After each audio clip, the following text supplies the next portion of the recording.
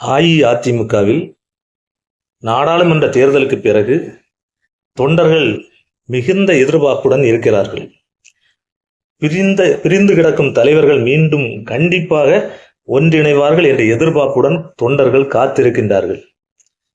அஇஅதிமுக தலைமையும் அதற்கு ஏற்ப எப்படியாவது பிரிந்து கிடக்கும் தலைவர்களை எல்லாம் அரவணைத்து ஒன்றிணைத்து தொண்டர்களுக்கு மகிழ்ச்சியை அளித்து இந்த கட்சியை எழுச்சி பாதைக்கு கொண்டு செல்ல வேண்டும் என்று தொண்டர்களுக்கு மட்டுமல்ல, தமிழக ஜனநாயகத்தில் அக்கறை கொண்ட அனைவருமே இந்த கட்சி சிதைந்து விடக்கூடாது, சிதறுண்டு கிடக்கக்கூடாது என்று ஆசைப்படுகிறார்கள். எனவே அதிமுக தலைமை பிரிந்து கிடக்கும் தலைவர்கள் அனைவரையும் அரவணைத்து விட்டு கொடுத்து தலைவர்கள் தங்கள் மனமாச்சரியங்களை கடந்து இந்த கழகத்தை ஒற்றுமையாக வழிநடத்தி செல்லுங்கள்.